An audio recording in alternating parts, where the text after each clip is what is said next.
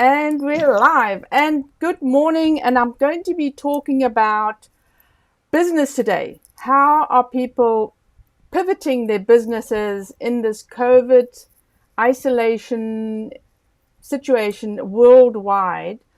And I'm starting my show. This is a new show for me. We're going to be talking about business with Veronica Jeans on Thursdays. So I'm starting with family, and Francois Buttons is my cousin in Namibia, and he has totally pivoted his company because things have gone pear-shaped in Namibia and everywhere else, right? Because whatever we were doing, he was in the conferencing, events, and team building industry, and it's dead. There's no conferencing. There's no teams that are playing right now. So a little bit of background about Namibia. I'm from Namibia. You were born in Windhoek, right? As well. Yeah, that's right. So anyway, so a little bit of background. So Namibia is in Africa, obviously. Namibia is 1.2 times bigger than Texas, and Texas is a pretty big country. So, and we have 25 million people in Texas, and Namibia has 2.4 million. 2.4 million only 2.4 million. So they depend on tourism. Tourism is a huge industry in obviously in Africa, and especially in Namibia as well. And so there's no tourism. Businesses are really struggling, and I know they're struggling everywhere. But if you only have these few people in a country, what do you do? Because all businesses are affected. So Buttons, we'll call him Buttons for now, is has changed his business because he was coaching businesses and teams on how to build the teams, right, Buttons? Yeah, what we do, my company's name is Connect People to People, and we are in the events, team building, and conferencing business. So Was. in March, yeah, we were. Yeah, well, still in the business, but at the moment, obviously, that came to a screeching halt. So most of our business was obviously also with conferencing and events and team building was with a lot of people involved, and that stopped now. So all those conferences that we had were cancelled. All the events that we planned for the rest of the year are also cancelled. And usually we did our team building face to face with teams and with companies, but that also obviously came to an halt. And I think at the moment everything about this COVID has sort of taken over your whole mindset. You can't plan anything without thinking about COVID and the consequences that COVID will have and what you can do. So for Namibia, who's very we rely a lot on tourism because I think it's the third biggest uh, income for Namibia, and that has hit everybody very hard. And you can also see nowadays how people are planning, how they're going to do, what are they going to do to have business. But as long as the borders are closed and we're still in isolation, we have a big and a huge problem that might last for some time to come. So how have you changed your business? So from having all these events planned and suddenly nothing, right? There's nothing happening. You at home, you're stuck. And I know that you guys have really changed it within a month. I think you decided what else you're going to do, how you're going to help people, but within the same sphere or niche as what you were doing before, which is really the team building aspect of your business, right? Yeah, the conference side and the event side obviously closed down. We tried doing postponing some of the conferences and postponing some of the events. We'll see when we can get to the point where we can still do some of those. So that will all depend on what happens with the rules and regulations and how they are relaxed in coming times. But on the event, on the team building side, what we have done is we have started with online or virtual team building. We have programs that we worked out, and our first one was actually about isolation for the family, where we had discussions with and sessions with families with small children that are now clustered in a house or in a flat or in a location where they can't move anywhere, and the frustration that that obviously built out. That was how in the first month where nobody was allowed to move anywhere. They were in total isolation, and a lot of interesting things came out of that. We've now proceeded by doing also coaching teams online and coaches online so that they can prepare themselves whenever the door opens a little bit and they are starting to engage with the sport teams again, and what and how they can do it. So our time has been spent now to obviously first of all keep your name relevant out there and see how you can help other people, and also in the process yourself by doing these virtual connections. Exactly. I mean, this is so important to stay in front of your customers. You cannot disappear, because if you disappear, people think you don't have a business. Doesn't matter what it is. And I deal mostly in e-commerce, but it's all business, retail, e-commerce, it's all business. And so if you're not in front of your customers right now, talking to them, helping them, trying to adapt to the environment and what's happening, is you certainly going to lose out. This is the time is when you do that extra step, when you do that extra, what can you do to help your customers, your existing customers, and how do you get new customers? Because everybody's stuck at home, right? So I like that idea. I was just helping actually two sports e-commerce businesses to get online or to improve their businesses online. And one particular is they sell sports equipment to schools. So the schools are out of, are not functioning right now. They're just, everybody's at home. So what do coaches have to do to get that going again, get that interest going again, or get that interest, keep it going, right?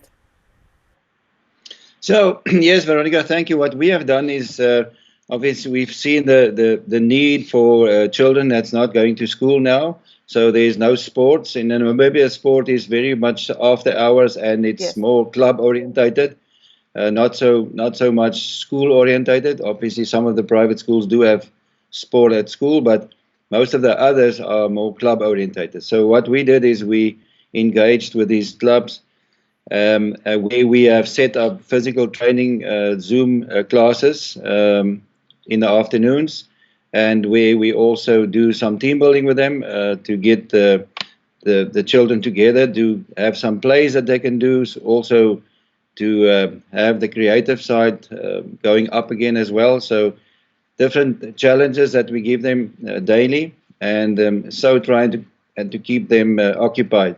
Although there's not this the eye-to-eye contact where we have physical contact, it's still a ways and means to keep people occupied. Yes. And what we've seen is people still long to have interaction, whether it's now virtual Yes. or not. Interaction is what they need. And we have also seen that in a funny way, that isolation has opened up communication channels. So people are now engaging more than what they've ever done before. Yes. And some people are actually saying working from home has also helped them to concentrate more and to focus more and to do time management better than what they used to do. Yes. So that is how we are trying to change our systems. Obviously, with the teams, the sporting coaches that we're training now, is also to sit back and reflect a little bit, go through their programs the way they used to do it, see if that's still relevant, do some self-reflection and self-awareness, try and prepare your programs for when it's possible to train again physically, and that's how we keep them busy. Yeah. obviously you find out whilst doing these programs what is relevant. Mm, You also find out what the problems are that they are facing mm, regularly and daily, mm. and you try and facilitate them so that there's a proper outcome of the problems that they might have. Exactly. So what I've found is that and just observing my grandkids, there's a 11-year-old and a 6-year-old, and obviously the 4-year-old doesn't count because he's just having fun. Um, but I find that the 6-year-old and the 11-year-old really miss their friends. They miss that social interaction that they get by going to school and being in the class together and that closeness. So how do you get over that? How do the teachers or parents, how can they cope with something like that? Because in a team, I mean, I used to play hockey, so in a team, it's another friendship that you have from the school, and you go in the afternoon and you practice and everything. But it's that togetherness that I think that but kids are going to miss, especially teenagers. Yeah, I think it's you have the situation now where a husband and a wife are amongst each other for 24/7, and that's obviously unnatural situation as it is. And then you've got the children. That's also that you have to also keep going and keep active. So we have developed small plays, questionnaires that we give them, how to play with your children, what activities you can use with them. Also, whilst we're doing with the family groups, we also did the physical education in the morning. Yes. So we also had, apart from the sessions where we did the self-reflection, the self-awareness, the communication channels, the skills of communication, and apart from addressing those aspects, we also had the physical education hour.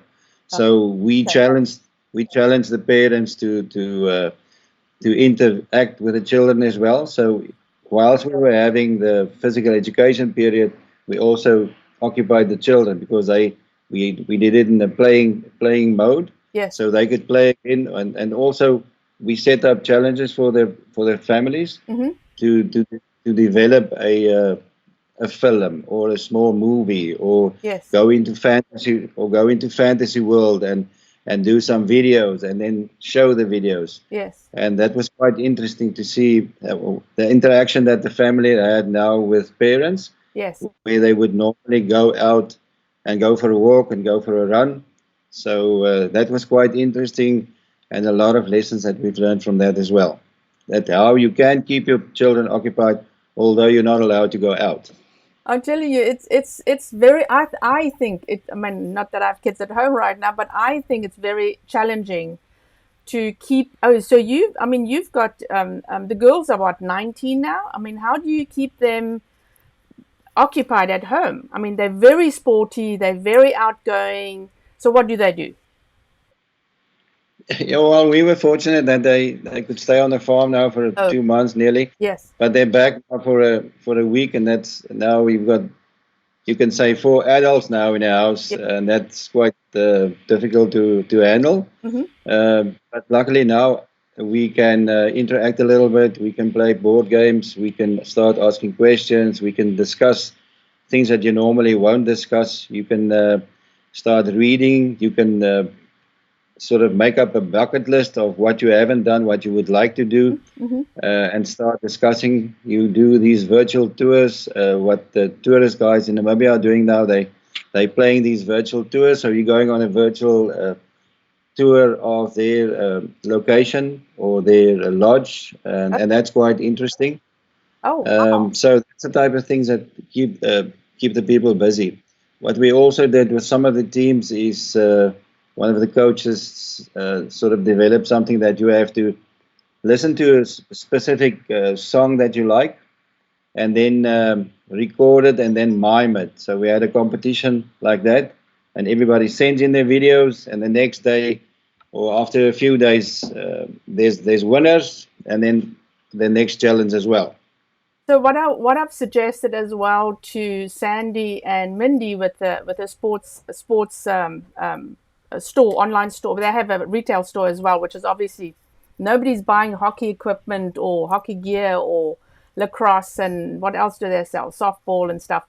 So what I suggested is keeping the teenagers or the teen spirits up is having a competition of designing a T-shirt, and then everybody buys the T-shirt. I mean, obviously, we want we want people to buy stuff in the store, but it keeps the team going, keeps the team spirit up, and then they all wear the same thing, and it has to be like COVID, maybe it has to be like COVID centered, I don't know, or team centered, and whatever you're doing right now, whether you're suffering or whatever.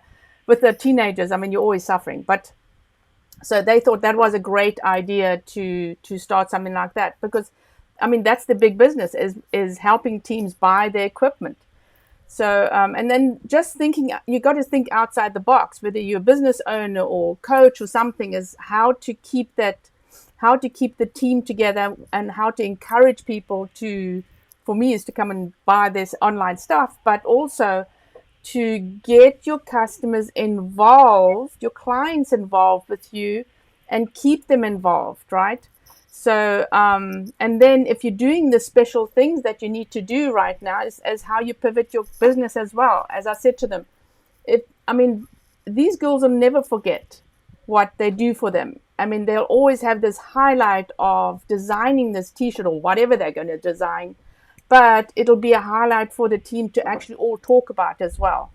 So yeah, I like the team building, and I think it's so important right now, because this whole thing is going to stretch, because it's going to take a while so I think the schools are only going to start either in August here in the US or in January.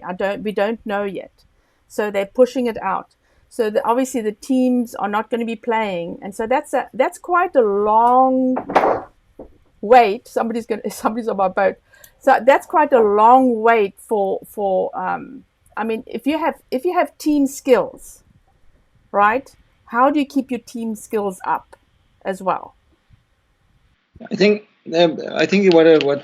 what's a big problem now is that, because this is now going into a prolonged session, it's now not only 1 month, it's 2 months, it's 3 months. Some of the things Long. seems to be going to the end of the year, but and being isolated and not being able to do what you normally were used to doing sort of builds up anxiety.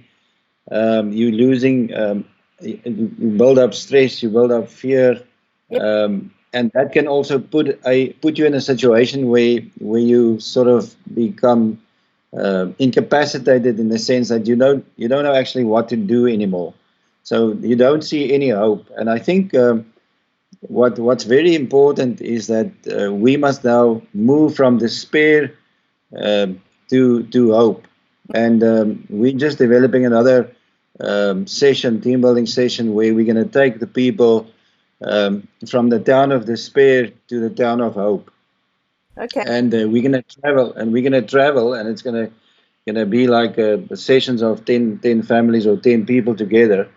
And along the road, you get all these bad buggers, can I say, that's like fear and stress and anxiety, and it can even build up to depression. And so we have to touch on subjects like communication.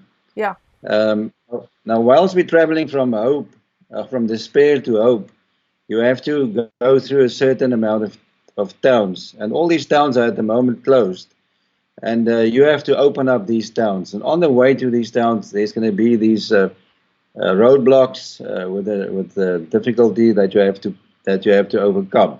So we're going to move from despair to the next town, which is going to be communication. And when you get to the town of communication, we have to talk about that. We have to analyze communication. We have to start doing it. And then when we get to the point that we think our communication schedule is now on track, Yeah. we all decide to drive forward, and we get to the next town, which might be the town of trust.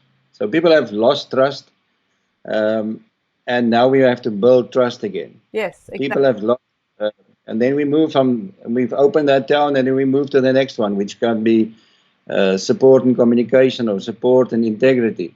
So we get to those ones, and by the end of the day, we hope to get to the town of hope. So we can take people where we've developed hope now for them. They can see some light at the end of the tunnel, and then we can start working on their team, so that we can take that team now that has got some hope now, and lead them into how to become an effective team. Yes. So I think that's important, and people can sometimes like go into a bundle and pull a ostrich on yourself, and the all the buzzwords when the first month of or the first 2 or 3 weeks of COVID, everybody was talking about what must we do now? Get your team ready, prepare yourself, recheck yourself. Everything was about preparing yourself. Now suddenly we get to a point where the door has opened a little bit. There's some movement. We can travel again. Some of the companies can work again. And you're out, and the door is now a little bit more open, but you're still not sure what to do. Yeah. And then it can be very, very frightening in the sense, because you still haven't got clients. Yes. You still don't have people coming in. Yes. You still don't see any support from maybe from your government. Yes. All the support systems that have been put in place. There's still no money flowing out. You cannot pay your people. Yes. So and this can get you into a serious sense of hopelessness. Yes. And then eventually lead, like I said, to depression. And we want to avoid that. So that is our new program that we're gonna launch to get from despair to hope. And then we've already got a few people that's interested in that. And then still, in the sense is now, the other thing is now, what do you ask for a program like that? What can people pay for a program like that? Yes. I haven't got money. They haven't got money. So most of these things we are doing for free, and we are building up relationships. And by communicating with more people, yes, you find that you will build up more relationship. You will eventually start building up friends. In the old days, we talked about pen friends. Now it might be a Zoom friend. Or a Skype friend. This is an Ecam friend. Ecam friend. So, and people want to do business with people that they trust and that they know have got their support. And now this has opened doors for people that don't even know each other. Yes. But by communicating and spending time with them and giving your full support to them, and they giving their support to you, you are building up relationships where something might come out of this. There might be new entrepreneurships. So a few weeks ago, we started off with a program that we do in the mornings, Business Unusual. And that has now, after 5 or 6 sessions, developed that you can see there's more and more people now doing this, coming to chat to each other. People are not used to chatting on certain platforms. But that helps people to get their ideas out there, talk to each other, and they're using all the knowledge that they can sort of throw in a pot now and dissect it, and then take the best ideas out of that, and then eventually make a plan out of that. Yeah, I totally agree with you. I mean, I've seen so many. As I said, I deal a lot with e-commerce and retail. So before COVID, you'd find retail stores like, I don't want to go online. I don't have time. I sell out before I can put it online. It's too much work. I mean, it's just lots of work. And then, so with COVID, a lot of people were forced to go online because people are shopping online. We are not rushing out to the store to buy whatever we need to buy. I'm even buying more online, and I've never done it as much as what I do it right now, even down to my batteries. I just ordered online. So if you're not pivoting your business to whatever you need to do right now, if you don't see the writing on the wall to change your business and the way you're doing business, you are going to lose out. And this is it, I mean, you sitting in Namibia, I'm sitting in Houston, Texas, and we're doing business together. So this is really breaking down a lot of walls. I mean, I find that on a personal level, I've been communicating with Roy's family, my husband's family in the UK. Suddenly, we're actually talking and we're actually on Zoom, you know, Yeah. chatting to each other and having a whole family gathering online, which we never did before. It was Christmas. Okay, we'll get together at Christmas, but now it's just suddenly, okay, let's get together and start talking and start communicating, which is totally unusual than normal. I'm calling my mom more often. I'm actually getting phone calls from Namibia, which is surprising because they're always expecting me to call, right? But yes, so and then communicating with, because I've got, so on the still on the personal side, because I've got one side of the family here, my grandkids. I see them, so we don't really talk online, and I'm chatting to the ones in Florida more.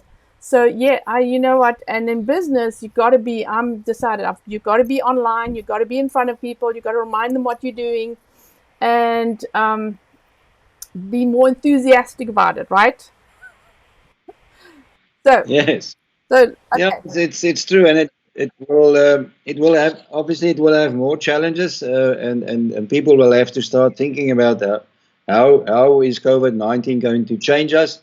What strategies are we going to use to conduct our business in future? yeah, Because it won't be it won't be usual. It will be unusual, and people are talking about the new normal now. And one of my friends actually just wrote an article about it. He's the owner and director of Teambuilding Institute in South Africa, and we having him on the show next week. We're going to talk about what's the perception now. How do you have to change? What do you have to do to keep your business relevant in these coming days that's coming up now, and also relevant whilst we're not able to physically meet with each other. yeah, And certain things will change. People will maybe make more use of online meetings than previously. They might not want to travel more anymore, so they might want to rather do the conference um, online. over video call rather than yes, online. So we'll have to see how that develops in Namibia now. At the moment, I think the biggest problem for us is our tourism sector. Yeah, We have huge challenges coming out. We can see on these chat groups, people are really struggling. They're trying their best to keep positive, but at the moment, we don't know when borders are opening up. We don't know when new business are coming in. So at the moment, we are trying to advertise local tourism. Local tourism is lacquer, which means it's local tourism is fun and it's nice. So you can see there's a challenge for that. People must now start going on their own Namibian bucket list and see where they haven't been before. And people are making it real affordable for people to go out. mm, So hope that can also kick off. Yes, but I think very challenging times ahead, and it's going to be difficult for some people or a lot of people, to yeah, keep positive, yeah, and that's why we have to. There has to be hope. Otherwise, if you can't see hope, then it's going to be very difficult. And I think that's what people must understand. yes, And the more they talk about this, and the more ideas they get about this, and the more they use the whole brain function, um, I think the better for everybody. And we might have to think unconventional and not out of the box. That's old.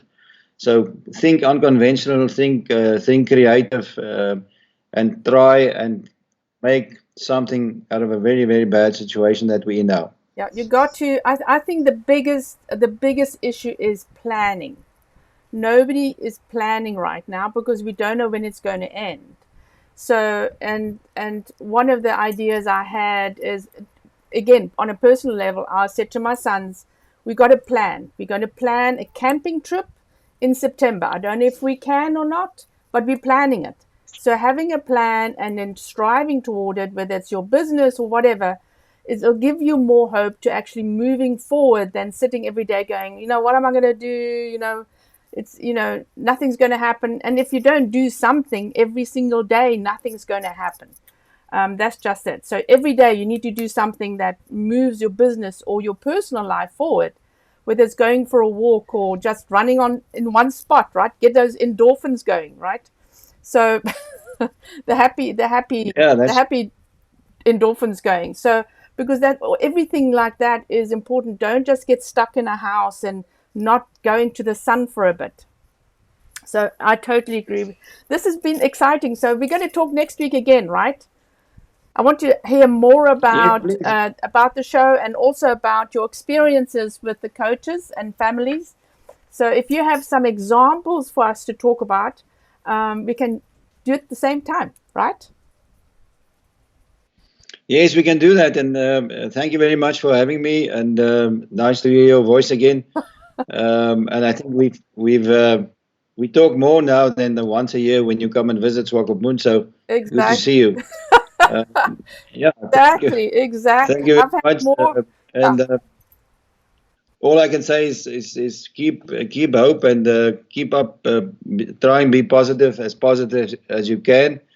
And if there's something that we can do and help you, be welcome. You're welcome to come and contact us or come in contact with me or our group. And if I can't help you or our company can't help you, we can always get somebody else that can help you. There's a lot of people that are more capable and as capable as us. So, and thank you very much for having me. It was a great. pleasure talking to you. Great. It's been wonderful. Now, we always know a guy or I know a woman. Somebody can always help you. So moving forward and giving, sharing in our experiences and work. I found my work out.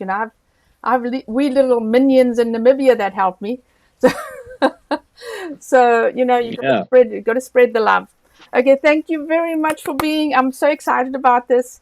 And we will be back again next week talking about how to pivot your company. And I will have examples on these shows on what businesses are doing to actually pivot the company and how they're going to move forward into the future. Thank you for being with me. I love you too. I love you. Bye. Much love you all. Bye bye.